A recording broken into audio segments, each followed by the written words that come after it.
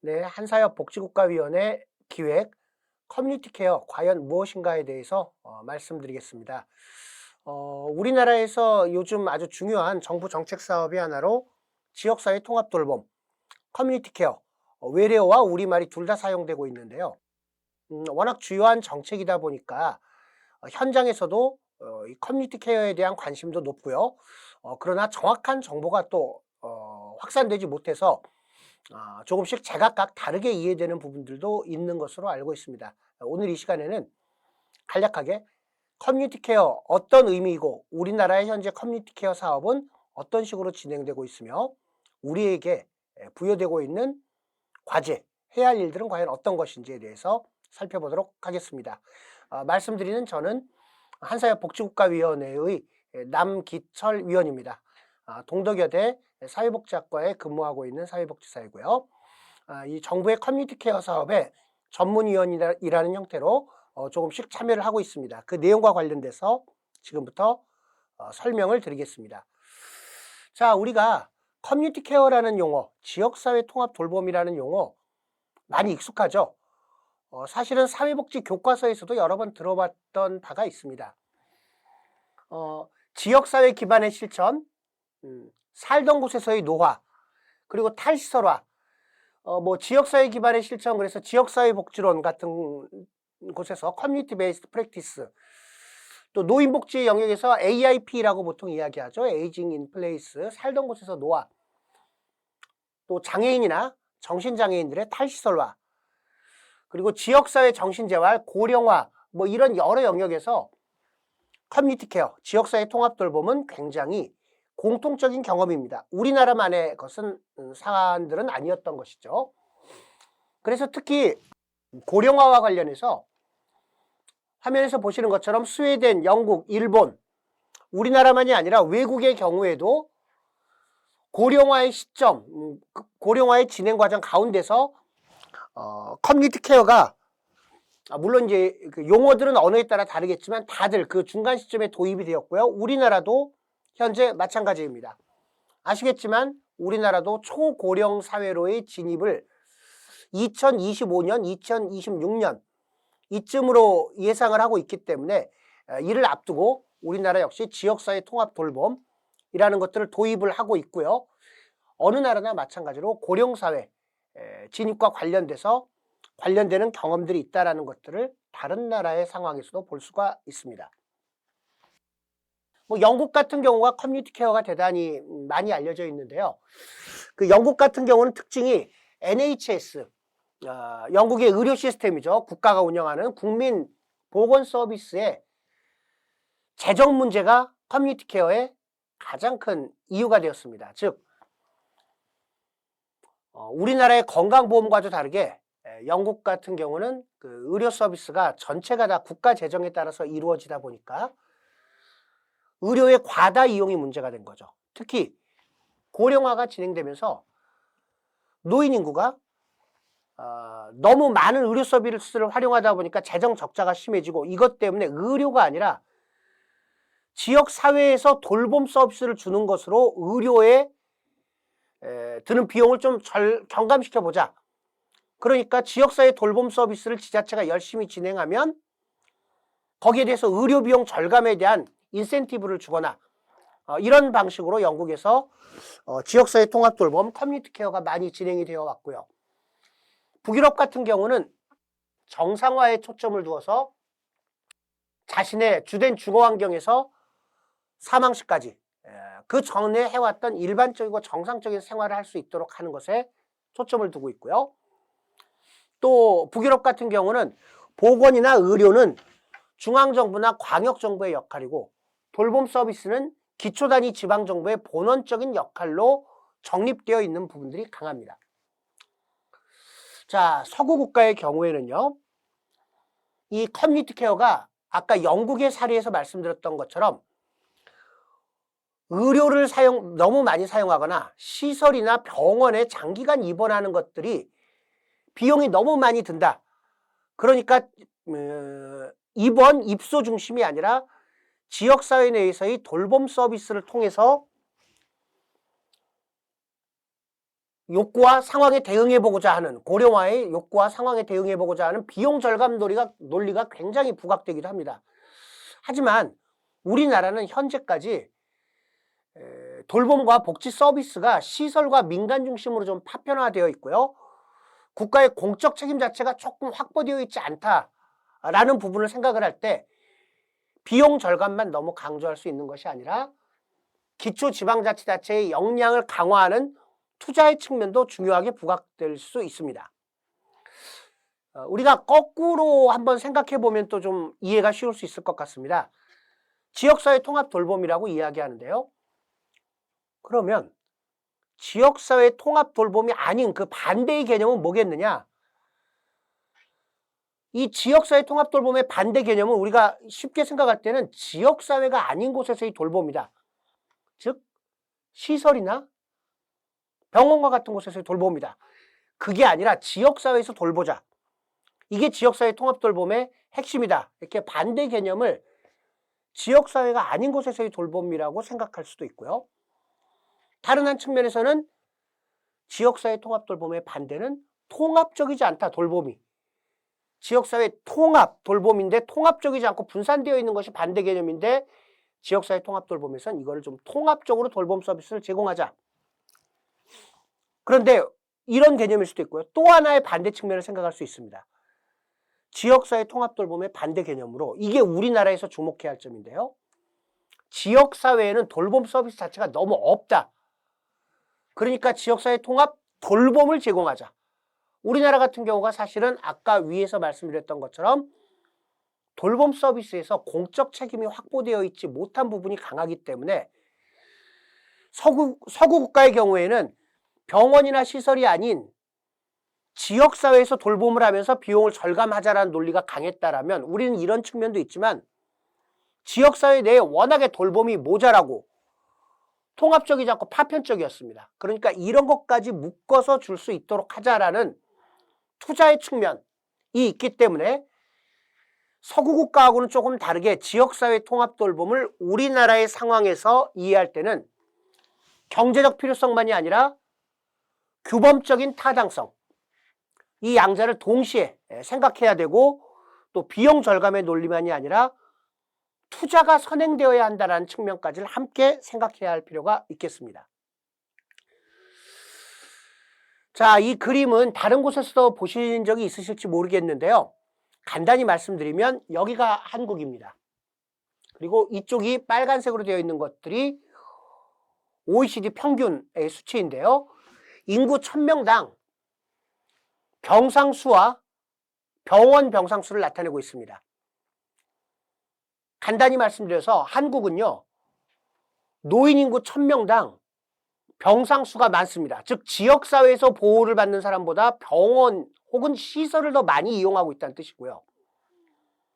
그 중에서 특히 부각되는 점은 OECD는 병상 중에서 병원보다는 시설 병상의 비중이 큰데 우리나라는 병원 병상의 비중이 큽니다. 소위 말해서 요양병원이죠.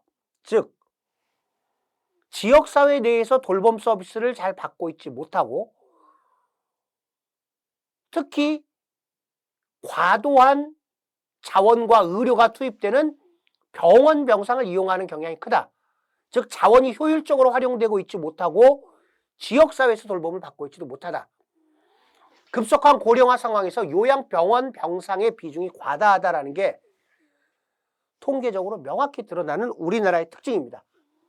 지역사회에서 돌봄을 받지 못하니까 시설, 특히 요양병원을 많이 이용하고 있는 게 문제인 것이죠.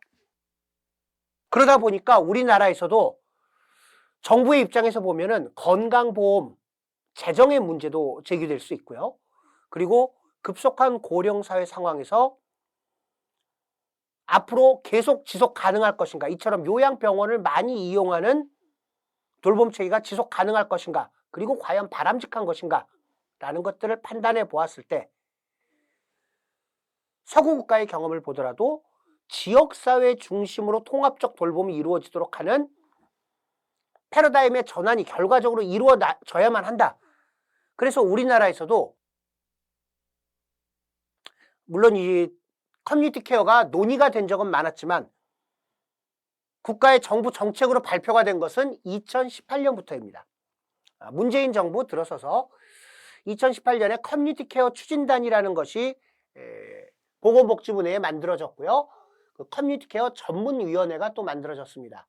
그리고 보건복지부, 행정안전부, 국토교통부 등이 함께 지역사회 통합돌봄 기본계획안을 발표를 했고 2025년 6년까지의 로드맵을 발표한 이후 2019년부터 지역사회 통합돌봄 선도사업을 실시하고 있습니다. 현재 16개 선도사업 지방자치단체에서 사업을 진행하고 있습니다. 그리고 이 통합돌봄 사업은 2019년부터 하나의 중요한 국정과제로 현재 진행이 되고 있는 상황입니다. 그런데 우리 모두는 사회복지사, 이 영상에 관심 가신 분들은 사회복지사분들이 많으실 것이기 때문에 사회복지사이니까 이 지역사회 통합돌봄 커뮤니티 케어라는 단어가 익숙합니다만 실제로 진행되는 게 어떤 모습이지 우리한테 어떤 변화를 주고 있지 않은 부분이 아직 익숙치 않고 체감에 잘 와닿지 않습니다. 왜냐?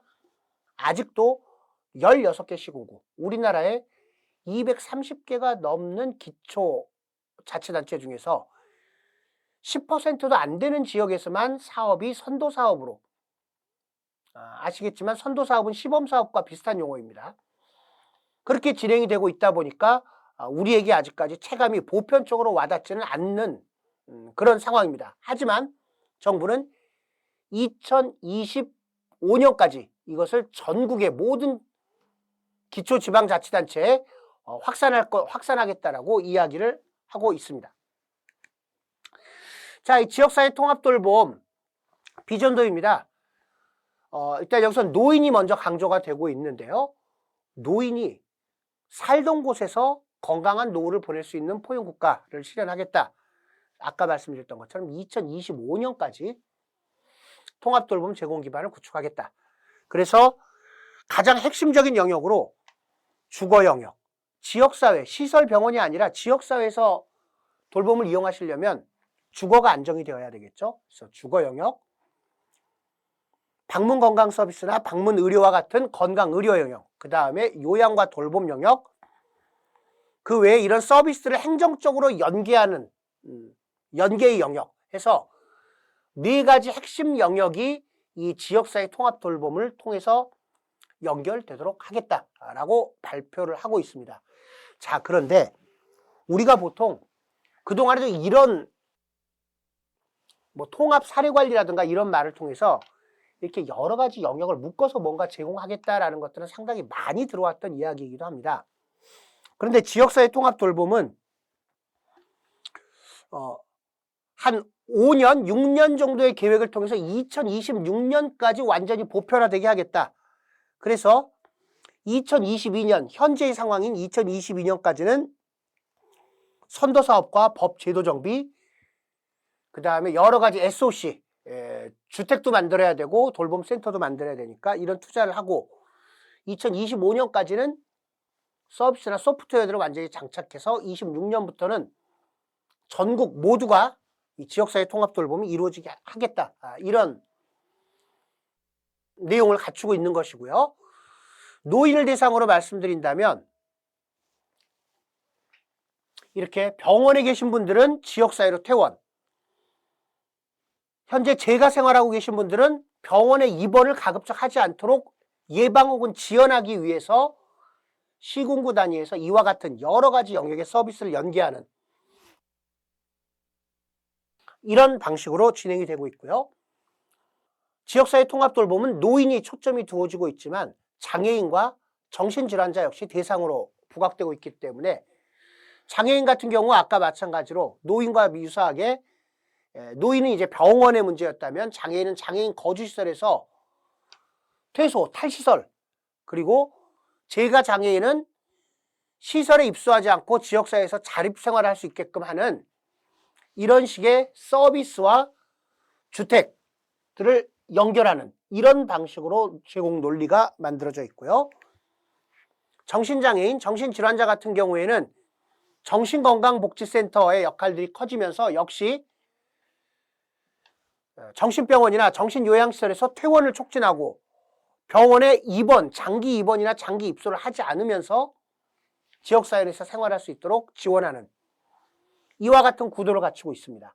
자, 그런데 사실 이런 그림은 우리가 지역사회 통합 돌봄 자체가 규범적으로 워낙 지역사회에서 생활할 수 있게끔 통합적으로 돌봄을 제공한다라는 말이 원론적으로 익숙한 용어이기 때문에 기존의 것들하고 특별히 뭐가 다른지를 좀 알기가 어려운 점이 있습니다. 몇 가지 면에서 짚어본다면요. 기존의 보건복지에서도 여러 가지를 통합해서 사례관리하고 영역 간에 회의하자 이런 이야기 많이 해왔는데요. 이번 지역사회 통합 돌봄에서의 차이점은 그 통합의 영역이 조금 더 크다. 일단 예를 들어서 주거, 예전에 기존 보건복지에서는 주거 영역, 공공임대주택을 직접 연결한다 이런 내용까지는 포함되지 않았었습니다. 예전에 통합 사례관리 하셨던 희망복지지원단이나 이런 곳에서 사례관리 하시던 분들이 LH나 국토부하고 함께 연결되기가 쉽지는 않았거든요. 또 장기요양보험이나 이런 부분들하고 직접 연결되기도 사실 쉽지 않았던 부분이 있는데 복지 내에서만 주로 연결이 있었다면 이제는 주거, 의료 영역까지를 다 포함해서 통합이 이루어지기 때문에 과거보다는 이번에 지역사회 통합 돌봄은 그 통합의 영역이 좀 더 크다. 첫째는 이런 특징이 있고요. 그 다음 특징으로는 지역사회 통합 돌봄에서는 현재로서는 세 가지 유형의 노인, 장애인, 정신질환자라는 세 가지 유형의 대상자를 설정하고 있는데요. 압도적으로 많은 부분은 현재까지는 노인입니다. 지역사회 통합 돌봄은 노인에 대해서 대상 노인이 어떤 사람이다라는 것들을 정해놓고 합니다. 즉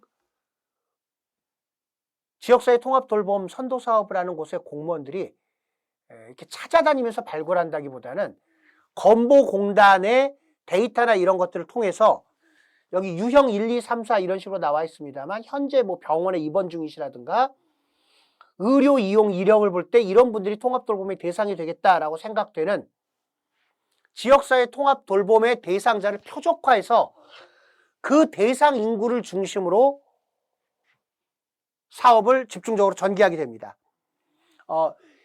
2020년 같은 경우에요.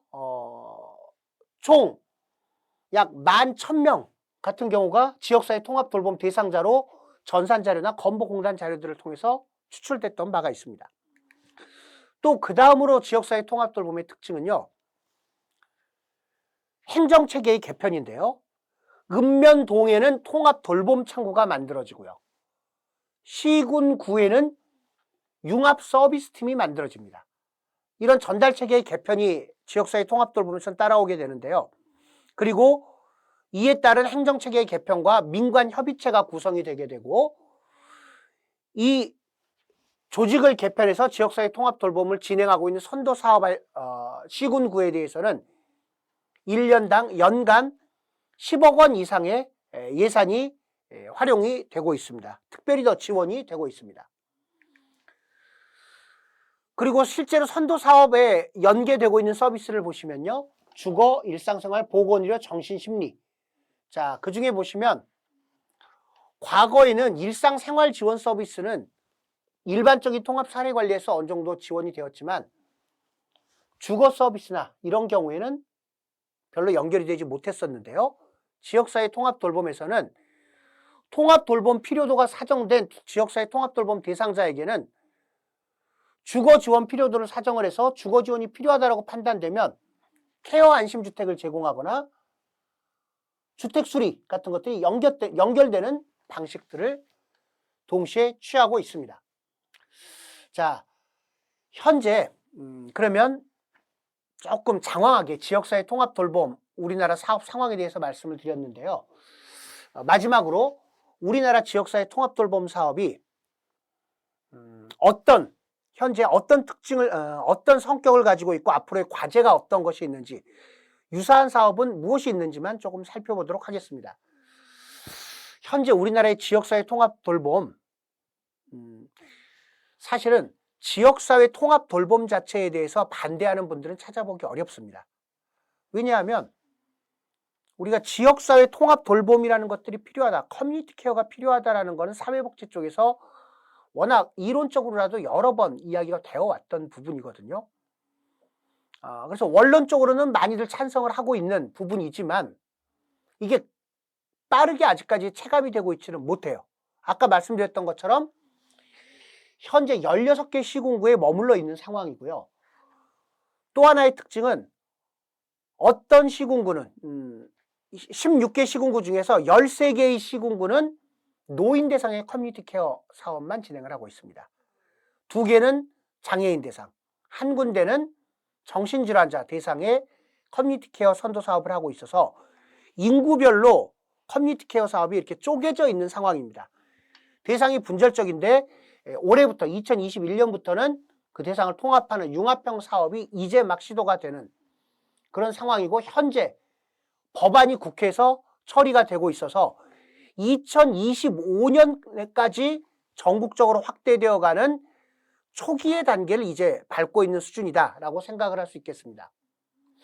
그런데 이 16개 선도사업 지역 이외에도 강원도라든가 여러 지역에서 중앙정부가 공식적으로 선도사업을 진행하는 것은 아니지만 자체적인 지역사회 통합돌봄, 자체적인 커뮤니티 케어 사업을 지금 추진하고 있습니다. 그 내용들은 아까 우리가 앞에서 살펴봤던 중앙정부의 커뮤니티 케어 선도사업과 내용이 유사합니다. 대개는 노인을 중심으로 진행을 하고 있고요. 또한 현재 복지부하고 행정안전부에서 보건복지 전달체계 개편 사업을 10개 시군구에서 하고 있는데요. 이 내용도 커뮤니티 케어를 위한 전달체계 개편과 유사한 속성을 가지고 있고요. 특히 춘천과 화성 2개 지역에서는 시군구와 읍면동 이외에 별도 지역돌봄센터를 설립하고요. 정부에서 제공하는 예산 이외에, 예산과 인력 이외에 요양보험 관련 예산도 통합을 하고 건강보험공단과 LH의 인적자원도 함께 통합해서 지역돌봄센터에서 함께 활동하는 그럼 보다 좀 적극적인 형태의 통합 사업도 함께 진행을 하고 있습니다. 그러니까 커뮤니티 케어 선도 사업은 16개에서만 하고 있다고 하지만 그와 관련된 사업들이 다른 형태로 전국에 추가적으로 좀 더 많이 흩어져 있는 상황이죠. 특히 서울 지역 같은 경우는 커뮤니티 케어 선도 사업을 한 군데도 하고 있지 않은데요. 대신에 돌봄 SOS 사업이 25개 자치구에서 진행이 되고 있죠. 이 돌봄 SOS는 돌봄의 공백지대와 사각지대의 시간과 공간에 대해서 동주민센터의 돌봄 SOS 팀이 돌봄 서비스를 제공하고 연계하는 그런 사업인데요. 이 임시응급 서비스라는 특징을 가지고 있지만 실제의 사업의 구체적인 내용은 중앙정부의 커뮤니티 케어 사업과 중복되는 부분들이 꽤 많이 있습니다. 그렇기 때문에 향후에 서울시의 돌봄 SOS와 중앙정부의 커뮤니티 케어 사업이 어떤 식으로 결합될 것이냐도 하나의 정책 과제가 될 수 있겠습니다. 자, 이런 식의 사업들이 지역사회 통합 돌봄 선도 사업이라는 16개 사업 이외에 비슷하게 진행되고 있는 사업이고요. 아마 앞으로 몇 년 이내에 전국적으로 이 사업들이 선도 사업이 커져가면서 관련되어 있던 사업들과의 통합을 통해서 실제로 지역사회 통합 돌봄을 위한 인프라나 시스템들이 구축되기를 좀 기대를 하고 있는 상황입니다. 그러나 중요한 것은 커뮤니티 케어 사업을 비용 절감의 논리로 접근하는 것은 우리나라에서는 곤란하다. 비용 절감보다는 커뮤니티 케어를 위한 돌봄 체계를 보강하고 지역사회의 지방정부가 공적 책임성을 얼마나 더 강화하느냐, 이런 것들을 위한 사전적인 투자가 얼마나 더 보강될 수 있느냐에 관건이 되는 그런 우리의 정책 과제가 달려 있다라고 생각을 합니다.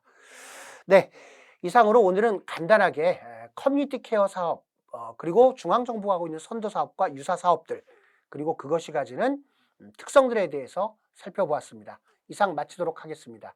감사합니다.